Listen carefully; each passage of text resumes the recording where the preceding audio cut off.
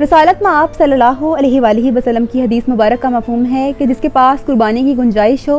और फिर भी वो कुर्बानी ना करे तो उसको चाहिए कि हमारी ईदगाह के करीब भी ना आए। अब ऐसे बहुत से लोग उठेंगे जो कहेंगे कि कुर्बानी के पैसों से या तो बच्चियों की शादी करवा दी जाए जो कि गरीब हों, या फिर पानी का कूलर लगवा दिया जाए, या फिर कोई भी फलाही काम कर दिया जाए।